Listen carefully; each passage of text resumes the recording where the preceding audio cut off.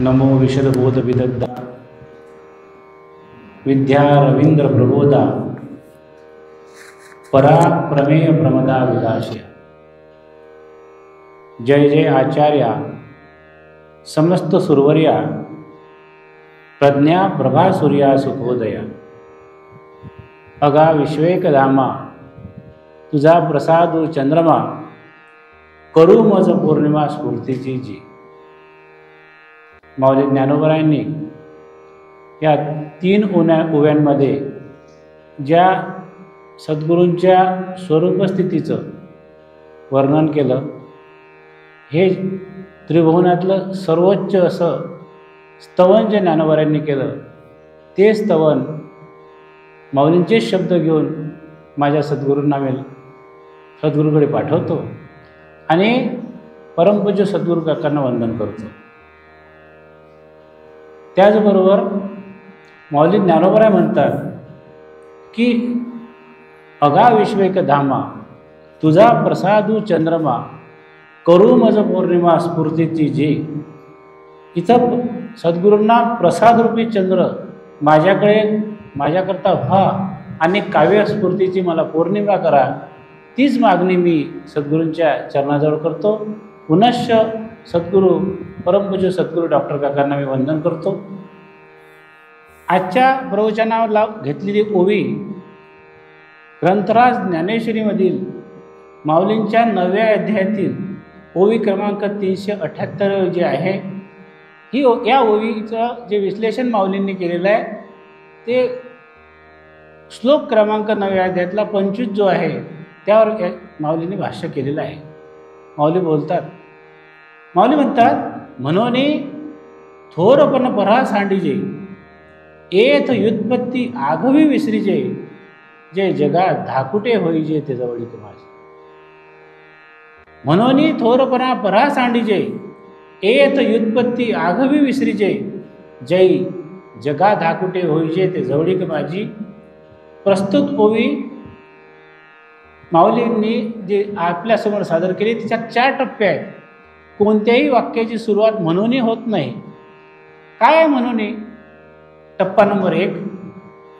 दुसऱ्या टप्प्यात माऊली बोलतात थोरपणा परा सांडीजे, टप्पा नंबर 2। टप्पा नंबर 3 एथ व्युत्पत्ती आघवी विसरीजे आणि टप्पा नंबर 4 जे जगा धाकुटे होईजे। आणि या 4ही टप्प्याचा परिणाम माऊली वर्णन करतात की जे जगा धाकुटे होईजे ते जवळीक माझी। ते जवळीक हे प्रस्तुत ओवी फार महत्त्वाची आहे।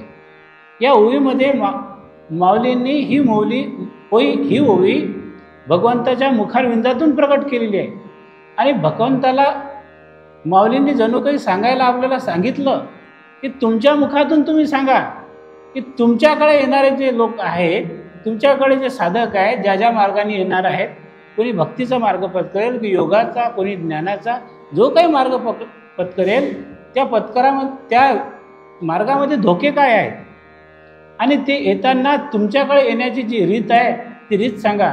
आणि या प्रस्तुत ओवीमध्ये भगवंताने स्वतःकडे येण्याची साधकांकरता एक रीत सांगितली। थोरपणा परा सांडीजे एथ व्युत्पत्ती आघवी विसरीजे जय जगा धाकुटे होईजे ते जवळीक माझी। आणि म्हणून हे फार महत्त्वाची ओवी आहे। अत्यंत भगवंताकडे येण्यासाठी भगवंताने साधा सोपा असा मार्ग या ओवीमध्ये सांगितला। आणि ही ओवी एका दृष्टीनं अध्यात्मशास्त्राचा बेस आहे, ज्याला आपण पायाभरणी म्हणतो। आता का पायाभरणी म्हटलेलं आहे? तर आपण देवाची भक्ती करतो, ग्रंथ अभ्यासतो, ग्रंथ सांगतो, प्रवचन करतो, कीर्तन करतो, सद्गुरूकडे येतो, अनुग्रह घेतो, खूप काही करतो। पण एवढं करूनही आपल्याला देव भेटला नाही। देव भेटला नाही म्हणजे स्वरूपप्राप्ती आपल्याला झाली नाही असा आपल्याला अनुभव आहे। देव भेटला नाही याचा अर्थ भक्तीच्या भाषेत ज्याला देव म्हणतात, या अध्यात्मशास्त्राच्या भाषेत स्वरूप कळलं नाही, मुक्ती मिळाली नाही किंवा त्याची झलक आली नाही, अनुभव आला नाही। म्हणून आपण देव या भाषेतच बोललं तर हे सगळ्या संकल्पना तुम्ही समजून घ्या, कारण आपण आतापर्यंत सगळ्या संकल्पना शास्त्रीय भाषेतच ऐकल्या। मग एवढं आपण करतो मात्र देव भेटला नाही, आपल्याला मुक्ती कळली नाही. मी प्रवचनकार, मी कीर्तनकार, मी अनुग्रहित, हे सगळे प्रयत्न आपण केले, पण देव म्हणजे स्वरूप हे आपल्याला अद्याप प्राप्त झालेला नाही. मात्र आम्हाला तसा अनुभवसुद्धा आलेला नाही.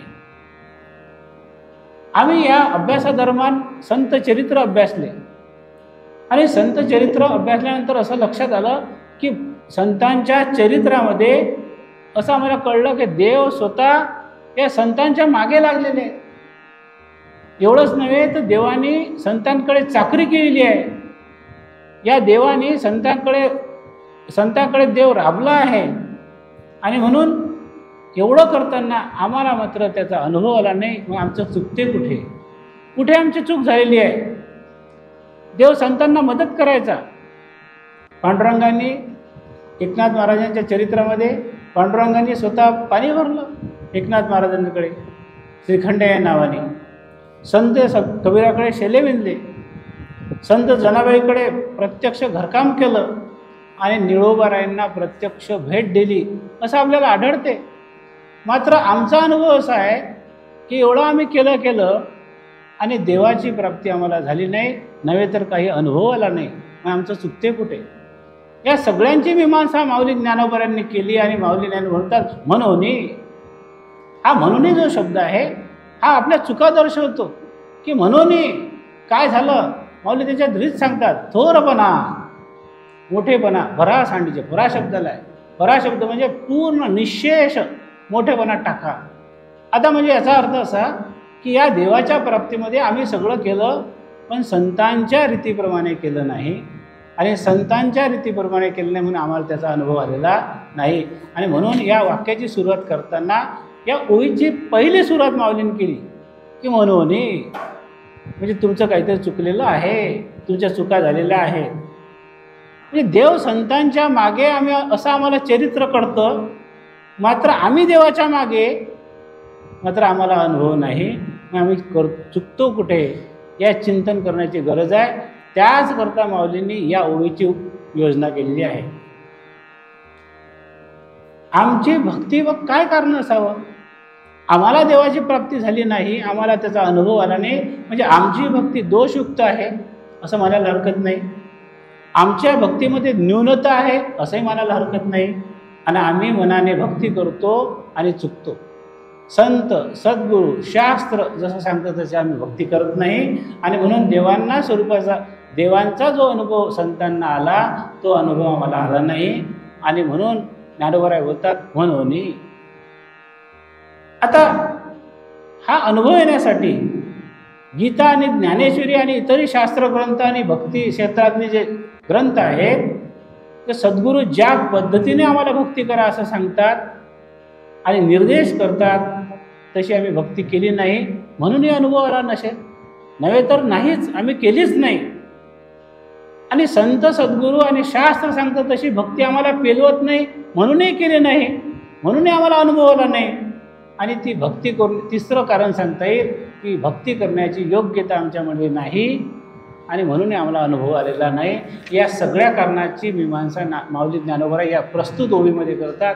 आणि माऊली म्हणतात म्हणून थोरपणा परा सांडीजे, येथ व्युत्पत्ती आगवी विसरीजे, जई जगा धाकुटे होईते जवळीक माझी. मग या देवाची म्हणजे स्वरूपाची, मुक्तीची, हे सगळे शब्द एकाच अर्थाचे आहेत. प्राप्ती करण्याचे आम्ही प्रयत्न करतो, खूप प्रयत्न केले, पण माऊली सांगतात की आतापर्यंत ज्यांनी याचे प्रयत्न केले त्याचे काही दाखले ज्ञानेश्वरीमध्ये दिलेले. म्हणून ज्ञानोबा बोलतात की या देवाला प्राप्त करण्यासाठी, प्राप्त करण्या म्हणजे तो अप्राप्त नाही, नित्यप्राप्ताची प्राप्तीच आहे ती, पण आपण त्या भक्तीच्या भाषेत बोलूया. या देवाला प्राप्त करण्यासाठी काही लोकांनी तपानं त्याची तपसामर्थ्याने त्याची प्राप्ती करण्याचा प्रयत्न केला. काही लोकांनी संपत्तीच्या बळावर त्याची प्राप्ती करण्याचा प्रयत्न केला, काही यज्ञाच्या बळावर प्राप्त करण्याचा प्रयत्न केला, काही दानाच्या बळावर प्राप्त करण्याचा प्रयत्न केला आणि काही ज्ञानाच्या बळावर प्राप्त करण्याचा प्रयत्न केला. असे 5 कारणं माऊली ज्ञानोबारांनी दिलेली. मग त्यातला क्रमानं आपण पाहूया की कोणाला तपस सामर्थ्याने स्वरूप प्राप्ती करण्याचा प्रयत्न केला। त्यासाठी माऊली सुंदर उदाहरण ज्ञानेश्वरीमध्ये देतात। माऊली म्हणतात, भगवान शंकराचं उदाहरण देतात, तपस सामर्थ्यामध्ये भगवान शंकरापेक्षा कोणी श्रेष्ठ आहे काय? तपस सामर्थ्यामध्ये भगवान शंकरापेक्षा कोणी तपस्वी मात्र नक्कीच नाही। तपस्व्याचा विचार केला तर नंबर 1 लागत असेल तर भगवान शंकराचा। माऊलींनी त्यांना शूळपाणी म्हटलेलं आहे। हे जे शूळपाणी महादेव आहेत भगवान शंकर, त्यांनी आपल्या अद्वितीय तपाने भगवंताला प्राप्त करण्यासाठी, भगवंताचं स्वरूप प्राप्त करण्यासाठी प्रयत्न केला। आणि एवढा प्रयत्न करूनही 11व्या अध्यायात त्याचा उल्लेख आलेला आहे।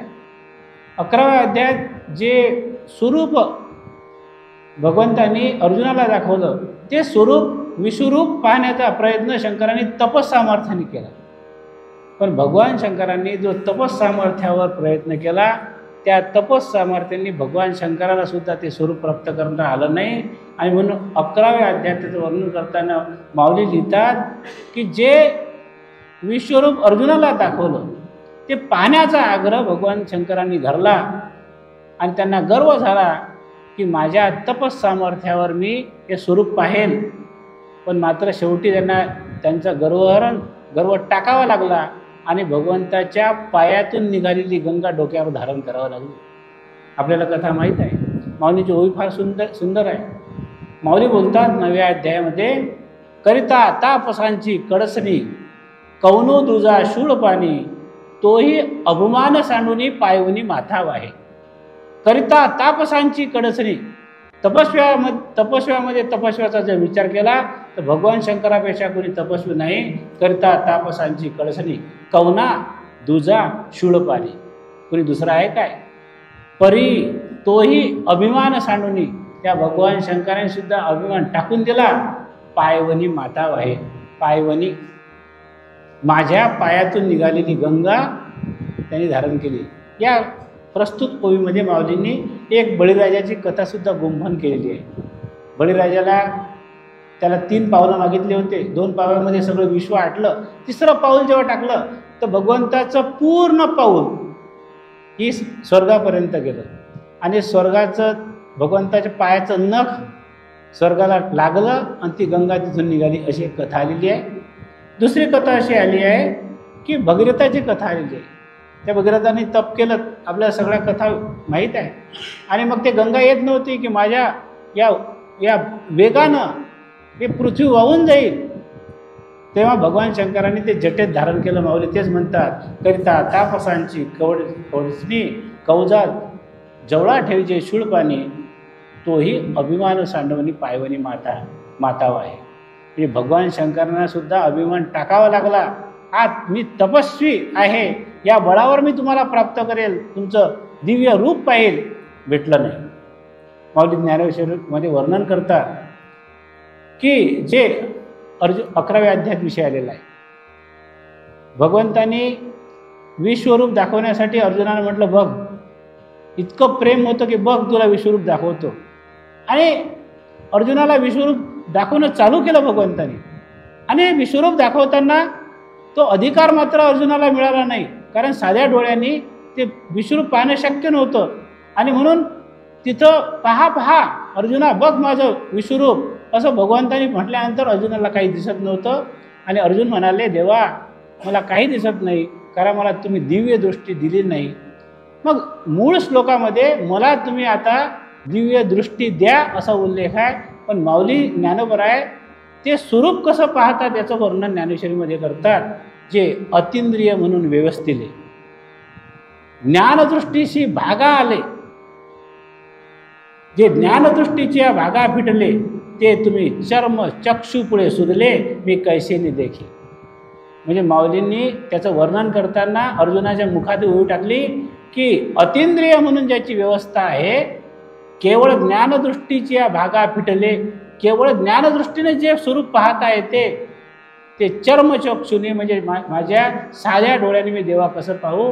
म्हणजे माऊलींनी इथं स्वतंत्रता इतकी वापरली की ते स्वरूप पाहताना ज्ञानदृष्टीच हवी आहे, आणि भगवंतांनी दिव्य दृष्टी दिली आणि मग अर्जुन पाहायला लागले। ज्ञानोबा पुढे वर्णन करतात, मग दिव्य चक्षु प्रकाशो प्रगटला, तया ज्ञानदृष्टी फाटा फुटला, आणि तयावरी दाविता झाला ऐश्वर्य आपले. ज्ञानदृष्टीला फाटा फुटला म्हणजे दिव्य दृष्टी अर्जुनाला दिली. अर्जुनाला हे विश्वरूप दिसलं, जे विश्वरूप भगवंताला तपसामर्थ्यात दिसलं नाही. आणि म्हणून ज्ञानोबा म्हणतात की हे विश्वात्मक रूपडे जे द्याविले आम्ही तुझ पुढे, ते शंभोही परीन जोडे तपे करिता. भगवंताच्या मुखात पोहे टाकलेली आहे की विश्वात्मक रूपडे जे तुला मी दाखवलं, ते तपस सामर्थ्य करून सुद्धा भगवान शंकराला पाहता आलेलं नाही, ते मी तुला दाखवलं. आणि म्हणून तपस सामर्थ्यावर भगवंताचं स्वरूप हे पाहता येत नाही. एक 13व्या अध्यायात सुद्धा माऊलीने त्याचं वर्णन केलं. भगवान शंकराला पुन्हा थोडा गर्व झाला होता की क्षत्र कसं आहे, क्षत्रज्ञ कसा आहे, मला जाणायचं आहे तपस सामर्थ्यावर. पण माऊली म्हणतात येण्याचे क्षत्राभिमाने, राज्य त्याजिले ईशाने, गुंती जाणून स्मशानी वास केला. तेव्हासुद्धा भगवंताचं स्वरूप कळलं नाही. येण्याची क्षत्राभिमाने, त्या तपस सामर्थ्यावर त्याचा गर्व झाला, अहंकार झाला. आणि भगवान शंकरा येण्याची क्षत्राभिने, राज्य त्याशिले ईशाने, शंकराने राज्य त्यागलं आणि गुंती जाणली म्हणजे कळत नाही मला, स्मशानी वास केला. आणि भगवान शंकर का गेले तिथं आपल्याला कळत नाही ना, मग स्मशानात जाऊन दो असं ते म्हणतात. ऐशिया पैजा महेशा पांघुरणे दाही दिशा, लाज करून म्हणून कोळसा केला. आणि म्हणून भगवान शंकराने दाही दिशाला संचार चालू केला. म्हणजे भगवान शंकराला तपस सामर्थ्याने भगवंताचं ऐश्वर स्वरूप कळलेलं नाही. भगवान शंकरांनी आग्रह धरला नाही की नाही मला हे तपस सामर्थ्यावर पाहायचंच आहे. म्हणून माऊली म्हणतात की आजसुद्धा जिये मार्गीचा कापडी, महेश अजूनही आहे. अजूनही म्हणजे त्या मार्गावरचे भगवंत अजूनही काय आहेत, वाटकरी आहेत. म्हणजे अजूनसुद्धा ते प्रयत्न करीत आहेत, पण अद्यापसुद्धा त्यांना प्रयत्नाने यश आलेलं नाही. म्हणून तपाने प्रयत्न केलेल्या भगवान शंकराला स्वरूप प्राप्त झालं नाही. आणि म्हणून माऊली म्हणतात की तपाने काय होते, फार तर तपस सामर्थ्याने रिद्धिसिद्धी प्राप्त होतात. आणि रिद्धिसिद्धीने काय होते, लौकिकातली प्राप्ती मिळेल पण स्वरूप मिळत नाही. म्हणून ज्ञानोबा म्हणतात की तपोबळे रिद्धी, पातिल्या भ्रंशे बुद्धी, मग तया विरक्तता सिद्धी आठविना. मग यासाठी कोणती सिद्धी आवश्यक आहे या स्वरूपासाठी, तर वैराग्य सिद्धी. आणि म्हणून वैराग्य सिद्धीला माऊलीने फार गोंडस नाव दिलं. वितरागे सारिका सखा जोडला, जो आगिया भूमिका सवेची चाले. वितराग, वैराग्याला काय म्हणतात माऊली, वितरागे सारिका सखा जोडला, जो आगविया भूमिका सवेची चाले. अध्यात्मशास्त्रातल्या सगळ्या भूमिका म्हणजे त्या स्वरूपाकडे जाणारा जो प्रवास आहे, तर वैराग्य त्याला काय करते की वैराग्य त्याचं मदत करते. नव्हे तर ना, माऊली ज्ञानोबा म्हणतात त्या साधकाचं वैराग्य झोपलेलं असताना सुद्धा काय करते की त्याचं रक्षण करते. एक छोटी कथा आलेली आहे, त्या कथामध्ये हे वैराग्य कसं रक्षण करते. आपले रामकृष्ण परमहंसाची कथा आलेली आहे. रामकृष्ण परमहंसांना शेवटच्या स्थितीमध्ये त्यांना झोप येत नव्हती, झोप लागत नव्हती. आणि मग एक दिवस त्यांना अशा स्थितीत एकदा थोडा डोळा लागला. एक साधक लांबून आला आणि तो म्हणाला, म्हणून ते शिष्य जो होता त्याने दरवाजा असा बंद केला. आणि असं ऊन येत होतं की आपले गुरुदेव उठतील या ऊन लागल्यामुळे. तर ते आला तो आणि म्हणाला की मला भेटायचं आहे यांना. ते म्हणा नाही, आता 3-4 दिवसापासून डोळा लागला नाही, नुकतेच झोपलेले आहेत तुम्ही. ते म्हणा आम्हाला बाहेरगावी जायचं आहे. मग ते म्हणाले नमस्कार तर काही करता येणार नाही, त्यांची प्रकृती ठीक नाही. ते म्हणाले एक फक्त मी गुरुदेवांना पाहतोच. पण ठीक आहे म्हणजे पहा, लगेच परत आहे. ते आत गेले. गुरुदेव झोपलेले होते गाढ. तर त्यांचे असे झोपलेले असताना हे तळवे असे वर होते. मग तिथं गेलो आणि गुरुदेवांना पाहिलं. म्हणून आता काहीतरी दक्षिणा द्यावी म्हणून त्यांनी एक 100 रुपयाची नोट त्यांच्या हातावर ठेवली. त्या झोपलेल्या असताना सुद्धा रामकृष्ण परमहंसाचा हात असा उलटा झाला, जमिनीकडे पालथा झाला.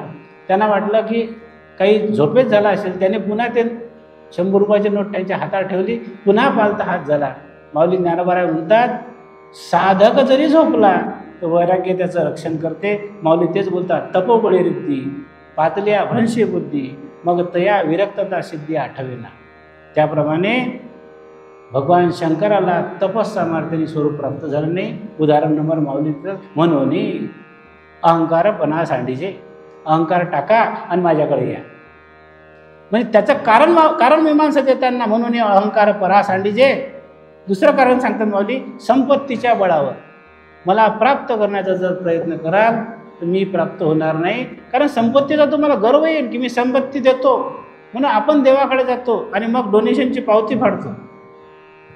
देवाला सोन्याचा मुकुट, देवाला सोन्याची शॉल, देवाला 1 कोटी रुपये, देवाला सोन्याचा कळस, याने प्राप्ती होईल काय? माऊली ज्ञानोबा म्हणतात नाही, यांनी प्राप्त होणार नाही.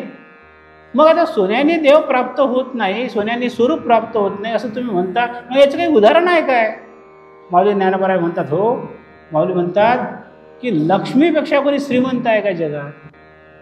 ही जी लक्ष्मी आहे ते प्रत्यक्ष लक्ष्मी इतकं ऐश्वर, लावण्य, गुण, कुळ, पातिव्रत्य, ऐश्वर हे जे आहे या गुणांनी युक्त ती लक्ष्मी आहे. किती श्रीमंत आहे हो लक्ष्मी? माऊलींच्या ज्ञानोबांच्या शब्दात माऊली म्हणतात की नातरी अथिलेपणा सरीशी कौनी आहे लक्ष्मी ऐशी स्त्रियेसारखी दाशी तिया. स्त्रियेसारखी दाशा तिच्या घरी असतात. लक्ष्मीच्या कडे ज्या दाशी आहेत त्या स्त्रियेसारख्या आहेत. त्या दाशी इतक्या श्रेष्ठ दर्जाच्या आहेत की त्या जेव्हा सहज खेळतात आणि घरकुल म्हणतात, लहान मुलं घरकुल करतात ना, तसं त्या दाशी घरकुलाचा खेळ खेळतात लक्ष्मीच्या. आणि त्या घरकुलाला अमरपूर नाव ठेवतात. आणि म्हणून त्या अमरपूर जे नाव ठेवलेलं आहे त्यात इंद्रादिक देवसुद्धा भाडतात की आम्ही तो खेळ खेळावा. म्हणजे कोण? लक्ष्मी नव्हे, लक्ष्मीच्या दाशी घरकुल मांडतात आणि खेळ खेळतात. त्याच्यावर इंद्रादिक देव भाडतात की आम्हाला तो खेळ खेळू द्या. त्या दाशी जेव्हा तो खेळ मोडतात मांडलेला तेव्हा इंद्राचे भिकारी होतात. म्हणजे इंद्र जे आहे त्याचा भिकारी होऊन जातो आणि मृत्यू लोकात येतो. माऊली त्याचं वर्णन करतात. म्हणजे पुण्याच्या बळावर इंद्रप्रद आहे. इंद्र हे जीवच आहे. पण माऊली ज्ञानोबा म्हणतात इंद्र हे उटी आहे, त्याला म्हणजे त्याला उपाधी आहे. म्हणून आपण इंद्राची उटी म्हणजे काय? ते एक पदच आहे. माझं पद जाईन याचं दुःखही तिथं आहे. म्हणून ज्ञानोबा म्हणतात पुण्याची पावटी सरे येऊ लागती माघारे मृत्यू लोका. ते पावटे सवयाची इंद्रपणाची उटी उतरे. उटी भगवंताला उटी लावतात पांडुरंगाला आणि पाणी टाकलं की उटी निघून येते. तशी त्या इंद्रदेवतेची पुण्याचा लेश आला की उटी निघून जाते आणि पुन्हा जीव म्हणून जन्माला यावं लागते. आणि म्हणून ज्ञानोबा म्हणतात ते इंद्राचे रंग होतात. अशी मोठी श्रीमंत दाशी, ज्या दाशा श्रीमंत आहेत अशी लक्ष्मी आहे. आणि तिची मुख्य नायिका जी आहे त्या खेळतात तर राजाचे रंग होतात. एवढं ऐश्वर असताना माऊली बोलतात की भगवंतांनी ऐश्वर्यवती जी लक्ष्मी आहे तिलाही ती सुद्धा संपत्तीच्या बळावर भगवंताला प्राप्त करू शकले नाही. आता प्रसंग आहे त्याच्यामध्ये आपल्याला समोर आलेला. जेव्हा समुद्रमंथन झालं, लक्ष्मी बाहेर आली समुद्रमंथनातून, तर ते वर घेण्यासाठी हार घेऊन आली होती. भगवंताने तिच्याकडे पाहिलं नाही. भगवंत समोर आली, भगवंताच्या समोर लक्ष्मी आली, भगवंताने पाहिलं नाही. भगवंताच्या मागे गेली, भगवंताने पाहिलं नाही.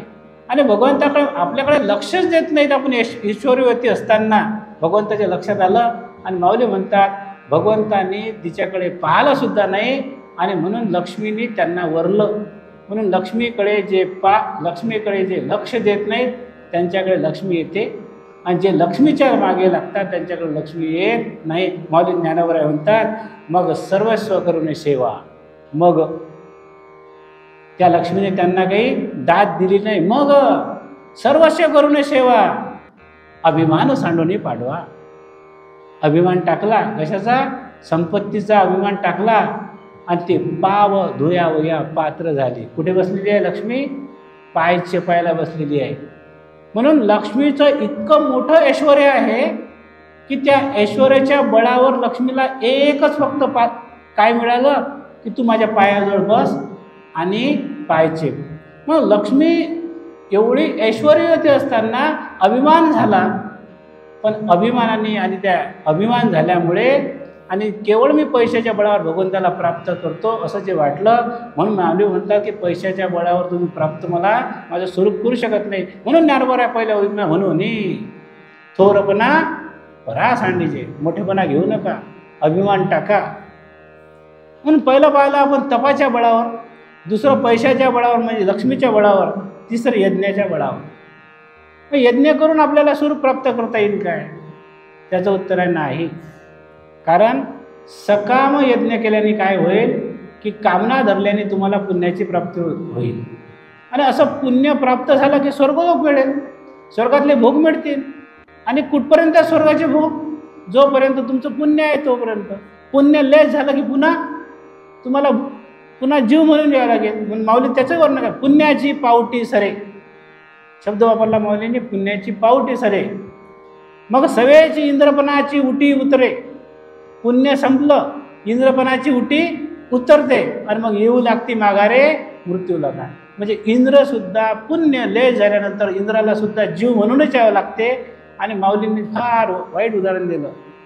माऊली म्हणतात पुण्याची पावटी सरे, मग सवेची इंद्रपणाची उटी उतरे, मग येऊ लागती मृत्यू लोका. ज्ञानोबा म्हणतात ते कसं? वेश्या भोगी कवळावेचे, मग दारूही नाही चेपे तयेचे, तैसे लाजीरवाणी दीक्षितांचे काय सांगा. माऊली म्हणतात वाईट स्त्रीकडे एखादा पुरुष गेला, त्याच्याकडचे पैसे संपले. पैसे संपल्यानंतर ती वाईट स्त्री त्या पुरुषाला घराच्या आत नाही, त्याला दरवाजालाही चेपू देत नाही, म्हणजे दरवाजाला सुद्धा स्पर्श करू देत नाही. माऊलींनी हे वाईट उदाहरण दिलं. आणि माऊली म्हणतात त्याप्रमाणे केवळ पुण्याच्या बळावर, केवळ यज्ञाच्या बळावर तुम्ही माझी प्राप्ती करू शकत नाही. मग काय आहे पुण्य? कोणतं पुण्य आहे? माऊली म्हणतात पुण्याला पापाचं लेवल आहे. सकामतेने केलेलं पुण्य याचं पापाचं लेवल आहे. पुण्यात्मके पापे स्वर्गा येईजे, पापात्मके पापे नरका येईजे, जेणे माते पाविजी ते शुद्ध पुण्य. मग काय यज्ञाच्या भरोशावर माऊली ज्ञानोबा उदाहरण देतात की लोक यज्ञ करतात, यथा सांग करतात, जसा करायला तसा करतात, सगळ्या आहुत्या वगैरे सगळे देतात, पण माझी याचना करत नाहीत आणि सकामतेनं पुण्य मागतात. पण यज्ञ केल्यानंतर माझी प्राप्ती व्हावी असा मनात हेतू धरत नाहीत. मग ते पुण्य कोणतं आहे? जेणे माते पाविजे ते शुद्ध पुण्य. ज्या पुण्याने माझी प्राप्ती होते असं पुण्य कमावत नाहीत. आणि म्हणून यज्ञाने सुद्धा माझी प्राप्ती होत नाही. पहिलं तपाच्या बळावर झालं, दुसरं लक्ष्मीच्या पैशाच्या बळावर झालं, आणि माऊली तिसरं म्हणतात, चौथं म्हणतात दानाच्या सामर्थ्यावर. मग दान दिल्याने स्वरूप प्राप्त होईल काय? माऊली म्हणतात नाही. म्हणजे याचा अर्थ असा की यज्ञ करू नये, तप करू नये, दान करू नये असं नव्हे. केवळ शब्द तिथं आहे. माऊली म्हणतात की दानाच्या सामर्थ्यावर देवाची प्राप्ती होत नाही. उदाहरण पाहू. माऊली म्हणतात महादानी कर्ण. काय अवस्था झाली शेवटी कर्णाची? कर्णाने किती दान दिलं हो? कवच कुंडले दिले स्वतः शरीराचे काढून. एवढंच नव्हे तर शेवटच्या स्थितीत एक याचक आला आणि भीमाने त्याला गदा मारलेला आहे, मुखातून रक्त येत आहे. अशा स्थितीत याचकाला तो म्हणाला मला काहीतरी द्या. ते म्हणाला मी अशा स्थितीत आहे की माझ्याकडे द्यायला काही नाही. मात्र मुखातून येणाऱ्या रक्ताच्या प्रवाहात एक सोन्याचा दात निघाला. तो म्हणाला हा दात घेऊन जा. असा तो महारथी कर्ण. तो याचक म्हणाला नाही, हे दान मी घेऊ शकत नाही जे रक्ताने माखलेलं आहे. पण तिथेही पूर्णत्व आलेलं नाही. मात्र दानाच्या सामर्थ्यावर महारथी कर्णाला सुद्धा स्वरूप प्राप्त झालं नाही. आणि दुसरं उदाहरण आहे दधीची ऋषी. दधीची ऋषींनी इंद्रदेवतात अस्थि दान दिल्या, त्यांना सुद्धा स्वरूप प्राप्त झालेलं नाही. म्हणून माऊली ज्ञानोबा म्हणतात केवळ दानाच्या सामर्थ्यावर जर म्हणाल तर स्वरूप प्राप्ती, देवप्राप्ती होत नाही. पाचवं उदाहरण आहे योग सामर्थ्यावर. केवळ योगाच्या भरोशावर माझी प्राप्ती होईल काय असा अहंकार धरला जातं. माऊली ज्ञानोबा म्हणतात नाही. आणि म्हणून हरिपाठामध्ये माऊली बोलतात योग याग विधी येणे नोहे सिद्धी वायाची उपाधी दंभ दर्प. किती किती उदाहरण दिले माऊलींनी. वायाची उपाधी, दंभ दर्प. त्याच्या भरोशावर तुम्ही मला प्राप्त करू शकत नाही. ज्ञानोबरांनी हा योग किती कठीण आहे याचंही वर्णन केलं. माऊली म्हणतात योगाची या वाटा निघालेगा सुभटा. सुभटा शब्द अर्जुनाला उल्लेखित केला. योगाची या वाटा निघालेगा सुभटा, तया दुःखाची जी भागा वाटा आला. या योगाच्या वाटेने जे निघाले त्यांनी फक्त दुःख मिळालं, त्यांना माझी प्राप्ती होत नाही. योग सामर्थ्याचा आता अलीकडच्या काळात तर कशाचा उपयोग आहे? या स्वरूप प्राप्तीचा उपयोग करत नाही आपण. फक्त प्रकृती ठिणठणीत राहिली पाहिजे म्हणून काय करतात की शरीर ठीकठाक राहण्यासाठी त्यांना काय आयुष्यवर्धन होत नाही. काकाने कोणत्या तरी ग्रंथात लिहिलेलं आहे आयुष्यवर्धन नव्हे, प्रकृती स्वास्थ्य फक्त बरोबर राहील, याच्या पलीकडे काही नाही. आणि म्हणून योगाची या वाटा निघाले का सुबडा, तर या दुःखाची वाटा शेलाला. म्हणून योगाने सुद्धा प्राप्ती नाही. माऊलींनी वर्णन केलं योगाचं. माऊली म्हणतात की हा कठीण किती आहे. याचं उदाहरण देताना माऊली म्हणतात डोंगर गिळता तोंड न फाटेल काही. डोंगर आहे आणि तो डोंगर आपल्याला पूर्ण प्राशन करायचा आहे, खायचा आहे, तो तोंड फाटेल की राहील. म्हणजे हे उदाहरण पराकुटीचं माऊलीने दिलं की हा योग इतका कठीण आहे आणि म्हणून योगाने सुद्धा स्वरूप प्राप्ती नाही. 6वं आहे ज्ञानाच्या बळावर. ज्ञानाच्या बळावर स्वरूप प्राप्ती आहे काय. माऊली ज्ञानावर म्हणतात केवळ ज्ञानाच्या बळावर. परमपूज्य सद्गुरू डॉक्टर काका म्हणतात त्याला विचाराची जोड बनवून. तरी वर्णन आहे ज्ञानेश्वरीमध्ये ओवी आहे की आंधळ्या गरुडाचे पंख आहेत ते कवन उपगाजती. आता आंधळा गरुडाच्या पंखामध्ये ताकद आहे, अचूक वेध घेण्याची शक्ती आहे, पण गरुड कसा आहे, आंधळा आहे. खूप केलं परमपूज्य सद्गुरू डॉक्टर काय म्हणतात हाती काहीच नाही लागलं. म्हणून विचाराची जर जोड नसेल तर केलेले प्रयत्न विफल जातात. माऊली ज्ञानोबरांनी त्याचं उदाहरण देताना ज्ञानेश्वरीमध्ये असं म्हटलं एका कणा लागी उंदरू पोके जसा डोंगरू.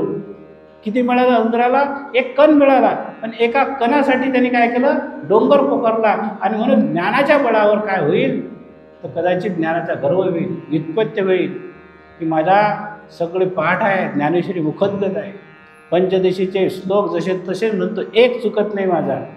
काय समजता तुम्ही, डॉक्टर काका म्हणतात, काय तुम्ही काय समजले. हा अहंकाराची अभिव्यक्ती आहे. आणि म्हणून केवळ ज्ञानाने गर्व येईल.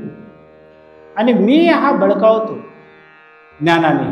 मी अभ्यासक, मी प्रवचनकार, मी कीर्तनकार, मी पंचदशीकार, मी मुखोद्गत सगळे शास्त्र केलेले आहेत. आणि म्हणून अहंकाराची अभिव्यक्ती जास्त या ज्ञानाने होईल.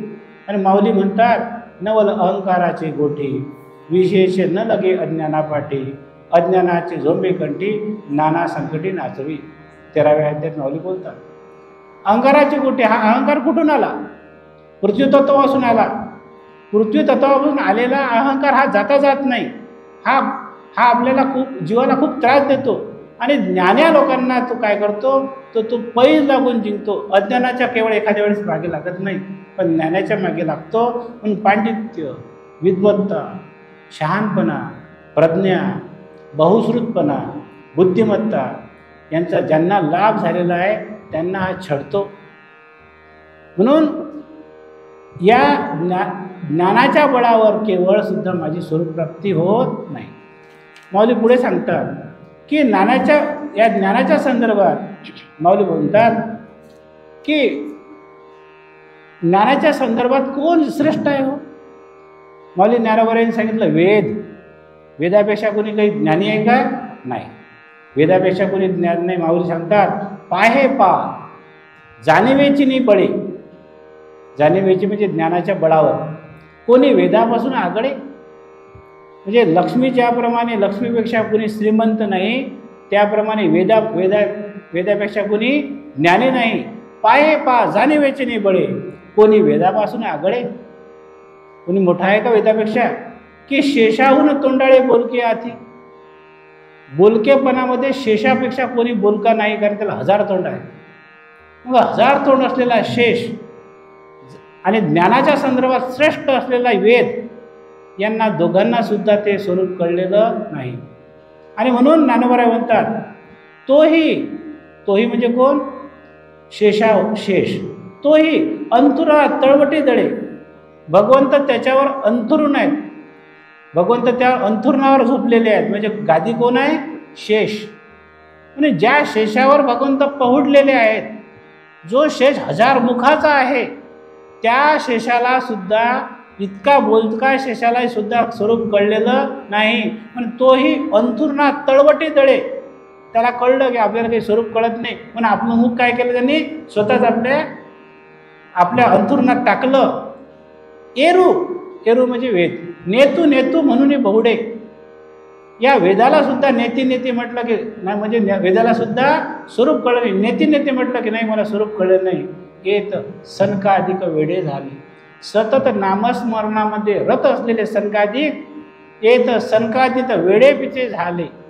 सनकाधिक ऋषींना सुद्धा ते स्वरूप कळलं नाही. अंथुरणात तळवट दडून त्या शेषाला राहावं लागलं. त्या शेषालाही प्रत्यक्ष भगवंत तिथं झोपले असताना त्यांनाही स्वरूप कळलं नाही.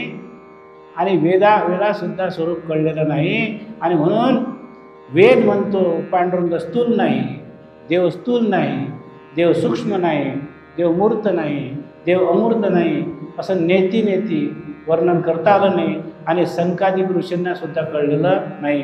आणि म्हणून या सगळ्यांची मीमांसा माऊली ज्ञानोबरांनी केली. माऊली म्हणून हा शब्द वापरला, चुका झाल्या म्हणून हा शब्द चूक दर्शवतो. आपण एखाद्याला म्हणतो ना, का मला तुम्ही का बोलले? तू असं म्हणाला म्हणून मी तुला बोललो म्हणून. आणि म्हणून भगवान शंकराचे, महादेवाचे तप, थोरपण, गर्भहरण झालं. लक्ष्मीचं, धनाचं ऐश्वर, थोरपण इथं चाललं नाही. योगाचं योग सामर्थ्य इथं चाललं नाही. बुद्धीच्या चातुर्याचं थोरपण इथं चाललं नाही. आणि ज्ञानाचं थोरपण सुद्धा इथं चाललं नाही. आणि दानाचं थोरपण चाललं नाही. असे 6 कारण माऊली ज्ञानोबारांनी दिले. आणि म्हणून ज्ञानोबारांनी रचना केली. म्हणून थोरपणा भरा सांडीची. व्युत्पत्ती, व्युत्पत्ती म्हणजे काय? की मी हुशार आहे, मला खूप कळते वगैरे, याच्या बळावर तुम्हाला अहंकारच येईल. तर व्युत्पत्ती आघवी विसरीचे पूर्ण टाकून द्या. म्हणून अहंकार टाका, अहंकार टाका. आणि मग कसा टाका? त्यासाठी काही रीत सांगितलेली. हा अहंकार जाता जात नाही, मग काहीतरी त्याची रीत असावी की नाही. 6व्या अध्यायाकडे जा ज्ञानेश्वरीच्या. ज्ञानोबारांनी 6व्या अध्यायात योग कसा करावा, कधी करावा, कुठे करावा, स्थळ कसं असावं, कोणते पक्षी असावे, कोणते प्राणी असावे, झाडं कसे असावे, वारा कसा असावा, याचं संपूर्ण वर्णन आहे. आपल्याला ते वर्णन करायचं नाही. पण माऊली ज्ञानोबराय म्हणतात, बैठक व्यवस्था केल्यानंतर, तिथं धूत वस्त्राची घडी घातल्यानंतर, आपण असं बसल्यानंतर कसं बसावं याचंही वर्णन माऊली ज्ञानोबरायांनी केलं.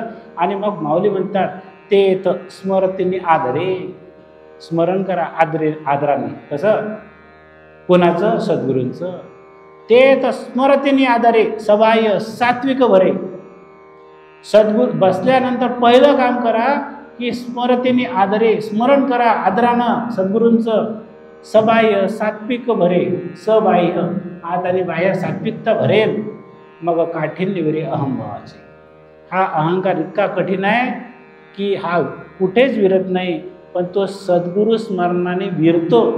म्हणून माऊली म्हणतात, ते जब काठिण्य विरे अहंभावाचे. हे उदाहरण झालं.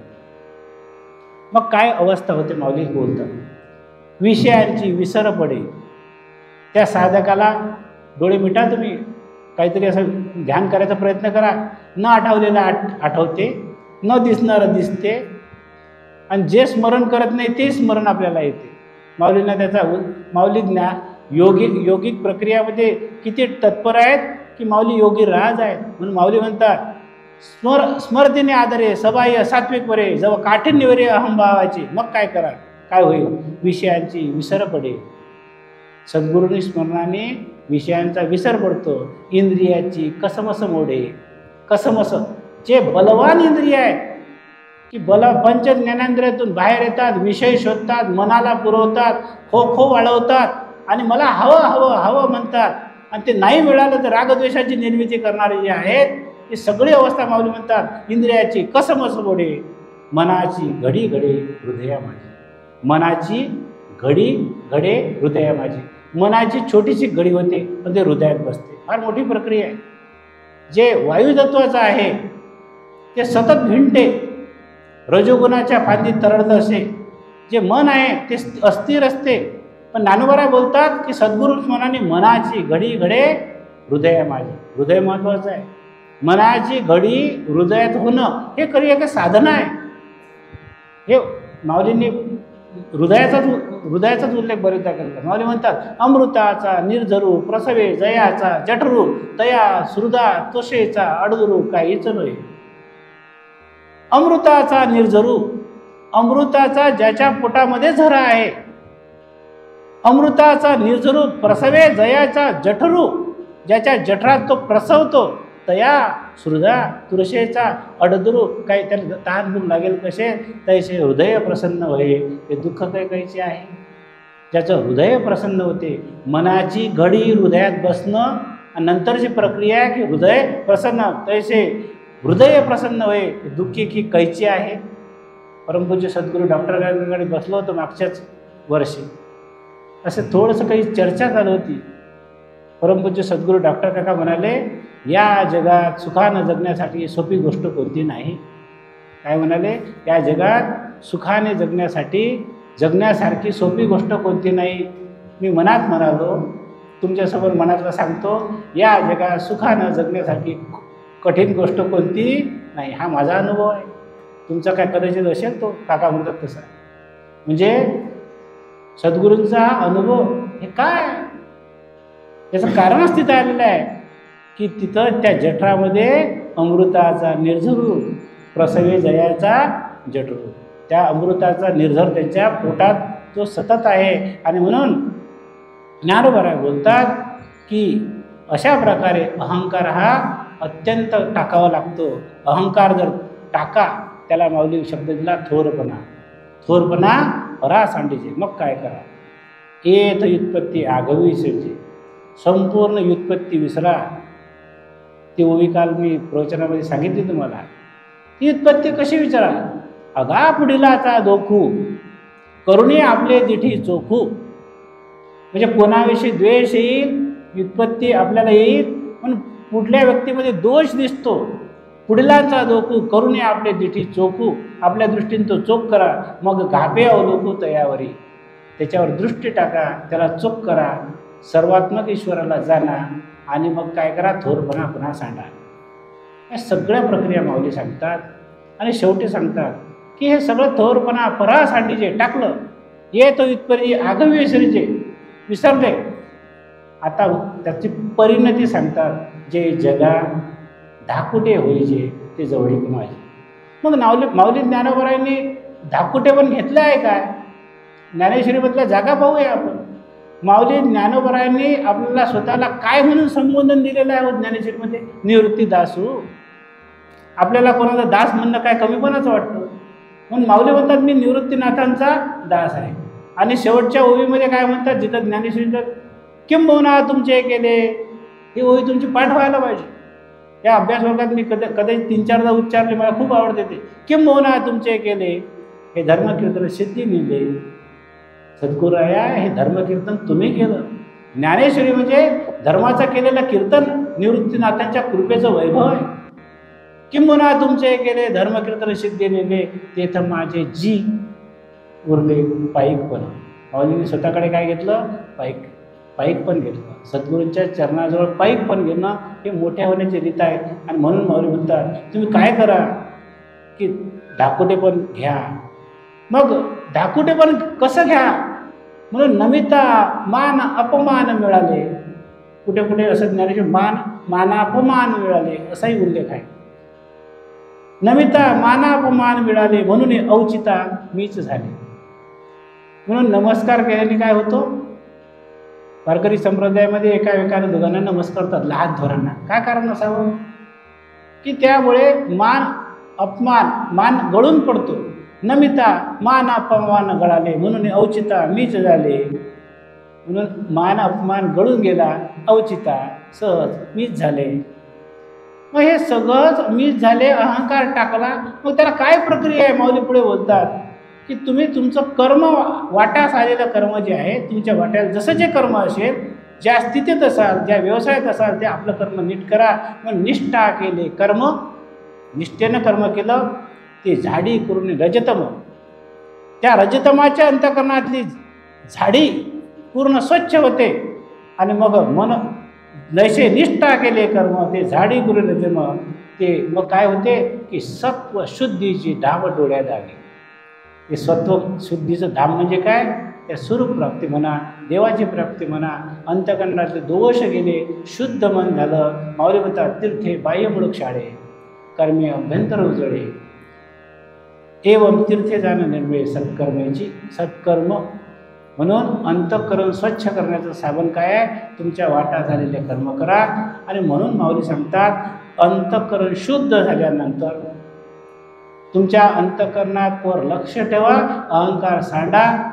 म्हणून थोरपणा परा सांडीचे, जगा जे धाकोटे व्हायचे ते जवळीक माझी, जगा धाकोटे व्हायचे जवळीक माझी. कुंडलिक वरदार विठ्ठल श्री ज्ञानदेव तुकाराम माऊली ज्ञानेश्वर महाराज की जय.